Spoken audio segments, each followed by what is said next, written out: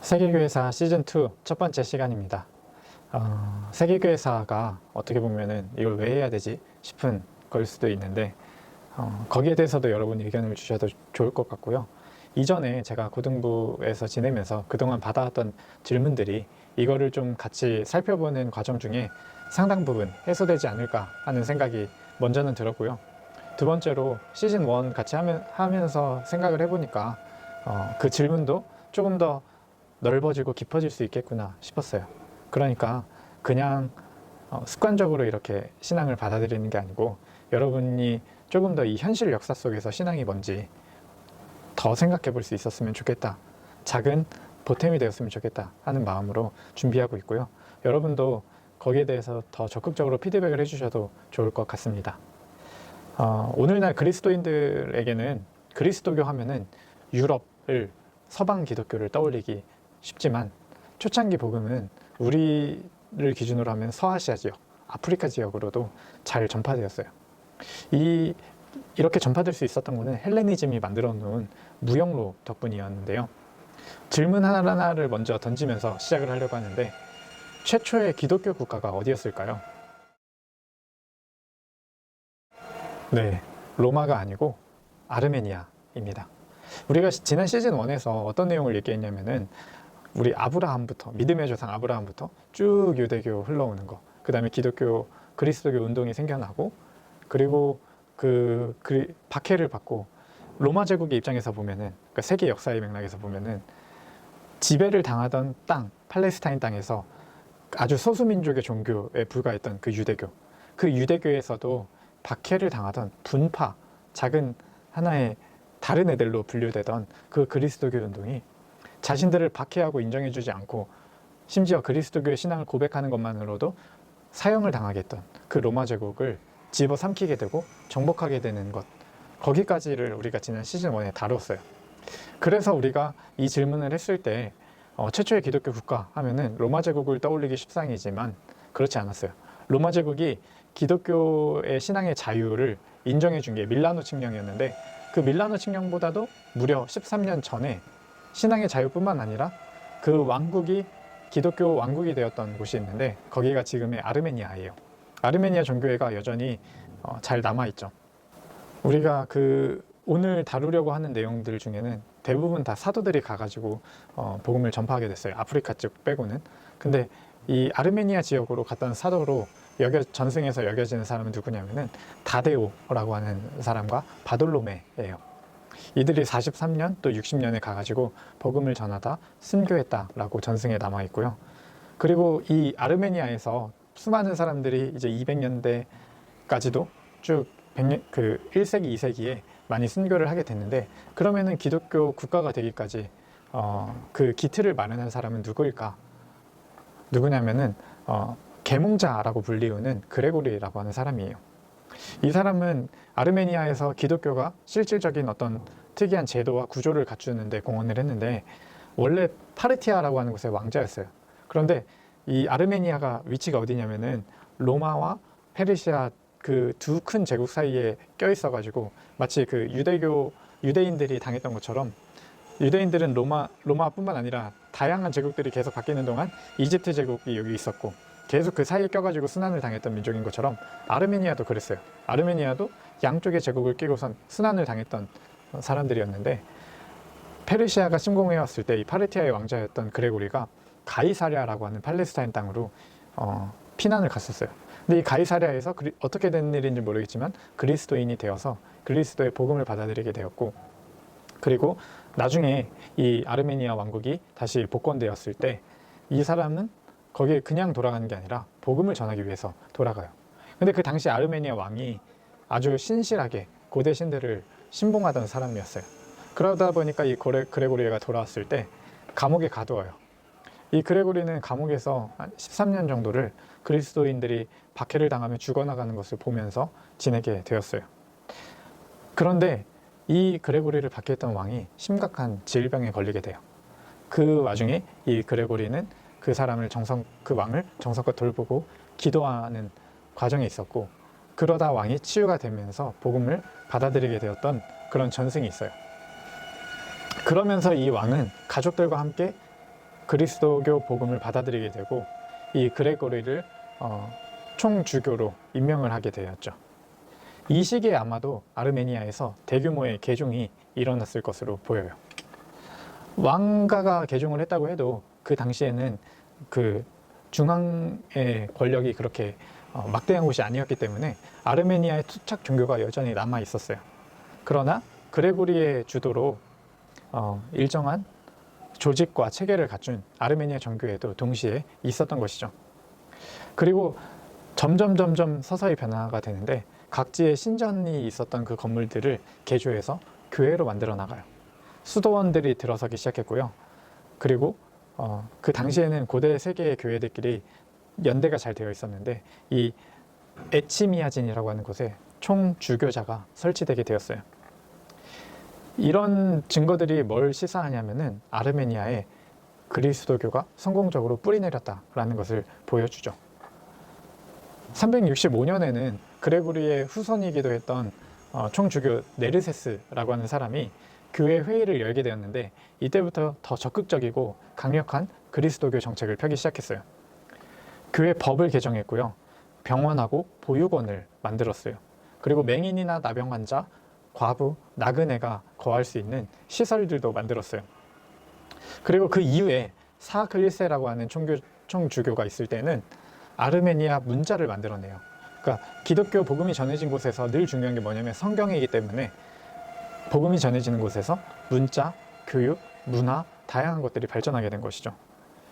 그러면서 이 많은 학교들도 세워지고 다양한 문화적 발전이 있었지만 이 아르메니아 교회가 다른 서방 교회와 단절되게 되는 사건이 있어요. 이거는 오늘 우리가 아르메니아를 포함해서 인도 또 에티오피아 다 마찬가지인데 451년에 있었던 한 회의에서 이 동방교회와 서방교회는 길을 달리할 수밖에 없게 돼요. 이 기독교 복음은 동쪽에 아르메니아만 전해진 것이 아니라 그 한참 밑으로 내려오게 되는 인도에도 전해졌다고 알려져 있어요. 전승에 따르면은 52년쯤에 도마라고 하는 예수님의 제자가 인도로 가게 되는데요. 여러분 도마가 누구죠? 부활했을 때 예수님의 그 부활을 보고도 믿을 수가 없어서 그 못자국 난 손을 만졌던 의심 많은 도마로 많이 불려지던 인물이죠. 이 도마가 인도의 복음을 전했다라고 전승에서는 알려지고 있는데 52년에 가서 72년경에 마드라포라고 하는 마드라스라고 하는 곳에서 순교했다라고 알려져 있어요. 근데 이게 그냥 단순히 전설로만 넘길 일이 아닌 게 인도를 향해 가는 그 무역로가 이미 오래전부터 있었어요. 1세기에. 그러니까 예수님이 사셨던 그 시기에도 인도로 가는 무역로가 이미 있었고, 그리고 이 케랄라라고 하는 지역에는 그리스도교의 복음이 전해지기 이전부터 유대교 공동체 그리고 회당이 있었어요. 서방 세계에도 바울이 복음을 전하고 이럴 때 유대교 공동체와 회당들을 통해서 복음이 전해졌던 걸 생각해 보면은 당연히 여기에도 그랬겠구나 싶은 거죠. 그리고 더 확실한 증거는 뭐냐면은 페르시아 황제 샤푸르 2세가 페르시아의 황제였을 때 대대적인 박해를 했었어요. 그런데 이 동시리아 지역에 있던 그리스도교인들이 대거 인도 땅으로 내려가게 돼요. 그러고 나서 5세기 후반에는 인도 교회가 이른바 오리엔트 교회로 불리게 되는데 그 당시에 이제 아까 그 아르메니아와 마찬가지로 451년에 한 회의에서 서방 교회가 갈라지게 된 교회 중에 하나로 분류가 되는 거죠. 그래서 우리들에게 더 알려지지 않았어요. 또 한 가지는 인도의 교회가 세워지고 복음이 들어갔을 때 이 페르시아의 박해에 의해서 동시리아 사람들이 쭉 내려왔다라고 했잖아요. 근데 이 사람들이 어땠을까요? 무역을 하던 사람들이에요. 오늘날로 치면은 부자였어요. 그래서 인도의 사람들이 이 그리스도인들을 환영했을까요? 환영하지 않았을까요? 환영했어요. 기독교의 복음은 주로 변두리에 있다가 중심을 향해서 가는 게 일반적인데 인도로 향해진 복음은, 인도로 전파된 복음은 부자들이 가서 그들의 공동체를 일구었어요. 그래서 이 인도에서는 이 기독교인들을 법적으로 지위를 보장해주고, 그 당시에 이제 인도에 카스트가 있잖아요. 그러면은 브라만은 사제 계급이에요. 그 다음에 브라만 바로 다음에 이 기독교인들을 넣어줘요. 그러니까 이 기독교인들의 어떤 행렬이나 어떤 모습이나 이들의 삶이 굉장히 화려했어요. 그러면서 이게 박해를 받으면 오히려 그 순수한 믿음이나 신앙이 보존되는데, 오히려 이렇게 대우를 받고 하면서 복음이 전해지기도 했지만 동시에 인도의 문화를 흡수하게도 됐죠. 그러면서 이 인도교회는 굉장히 많은 관습이나 혼합이 이 인도 안에서 있었어요. 그래서 스스로를 자신들을 도마 계열 그리스도인이라고 부르는 이 사람들 안에는 그 힌두교의 관습이 굉장히 많이 들어있어요. 이 아르메니아가 최초의 어떤 기독교 왕국이었다면은, 또 아시아의 이 인도로 최초로 복음이 전해졌다라면은, 아프리카에 있는 에티오피아로 전해졌어요. 이 에티오피아는 고대 교회에서도 가장 경이로운 교회였다라고 할 수 있는데요. 이거는 여담이지만 그 십자군 전쟁이 있었잖아요. 기독교 세계와 이슬람 세계. 근데 이 기독교 세계가 처음에는 압도하는 것 같았지만 나중에 결국 다치고 밀리거든요. 그럴 때 이 서방 세계에서 어떤 믿음이 있었냐면은 동방에 그 사제 왕 요한이라고 하는 사람이 있을 거다. 그 사람이 언젠가 우리 서방 세계를 구하러 올 것이다 라고 하는 그런 어떤 믿음 아닌 믿음이 사람들 안에 깔려 있었어요. 실제로 이 그 사제왕 요한을 찾기 위해서 굉장히 로마 그 교회에서 사절단도 보내고 많은 노력들을 해요. 그러면서 이 서방 세계에서는 어떤 생각까지 했냐면은, 몽골에서 엄청난 그 원나라 칭기즈칸이 일어나고 세계의 엄청난 영토를 차지하게 되고, 뭐 중국도 밀고 들어오고 이슬람도 안 되잖아요, 몽골한테는. 그런 걸 경험하면서 처음에는 몽골에도 경교가 전해졌었기 때문에 그 사제왕 요한이 몽골의 칭기즈칸이 아닐까 생각을 했었어요. 그런데 실제로 그 몽골과의 만남이 이 로마 교황청과 그 사절단에 의해서 이루어졌었지만은, 자기들한테 복종하고 무릎 꿇고 이러면 도와주겠다고 해가지고 아닌 걸 알았죠. 그래서 결국 그 사제왕 요한의 종착점이 어디였냐면은 에티오피아 교회를 찾은 거였어요.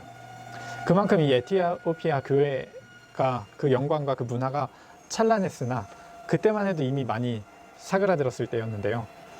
이 에티오피아에 그럼 도대체 복음이 어떻게 전해졌냐 생각을 하면은, 아마도 그리스도교의 그 문명, 복음이 전해진 계기는 한 사건이었어요.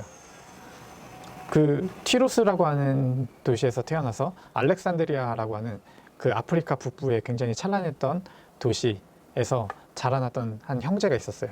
근데 이 형제는 직업이 무역을 하는 거였는데, 인도로 무역을 하러 가다가 배가 난파되는 그런 사고를 겪었어요.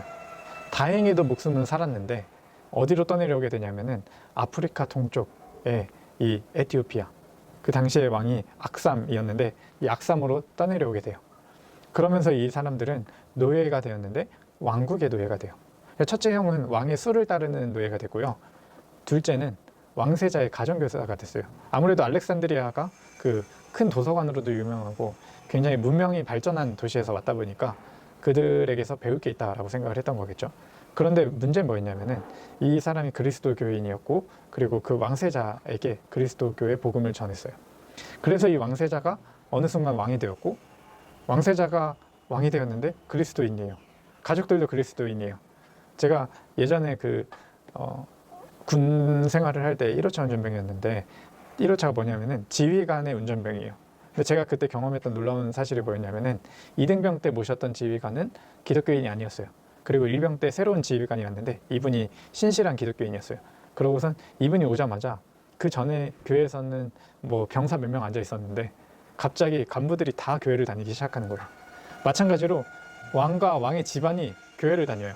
그러니까 신하들과 백성들이 대규모로 교회를 그 기독교 신앙을 받아들이게 되는 그런 일이 있었던 거죠. 근데 이 시기가, 이 기독교의 복음이 전해졌던 시기가 이 악숨이라고 하는 왕국의 문명의 황금기였어요. 기독교의 영향 아래에서 문화, 예술, 모든 영역이 발전했고요.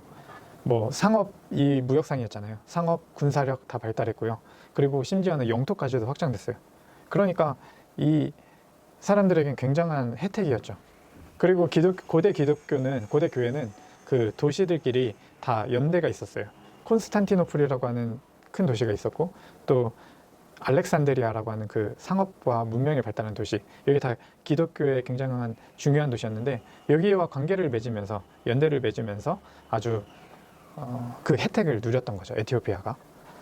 이 에티오피아는 굉장히 독특하게 신앙이 발달하게 되는데 유대교를 따라서 토요일 날 안식일로 지켰어요.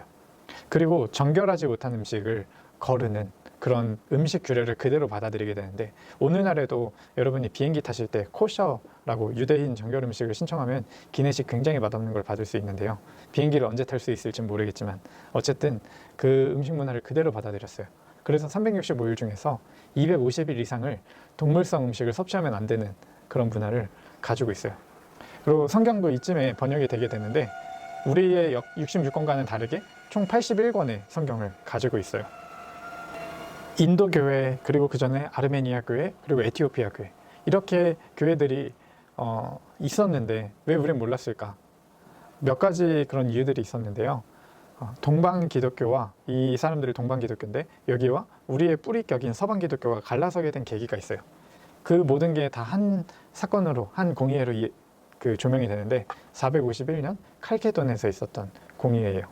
그때 이제 있었던 내용이 무엇인지 우리가 다음 시간에 얘기를 하기로 하고요.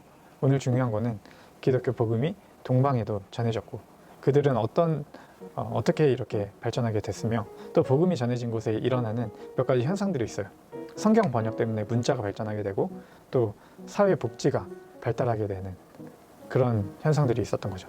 또 하나는 기독교의 복음이 전해지는 동시에 그 기독교의 복음이 전해진 곳의 문화가 기독교 안에 흡수되는 그런 현상들도 있다. 그거는 오늘날 우리의 신앙을 살펴볼 때도 마찬가지예요.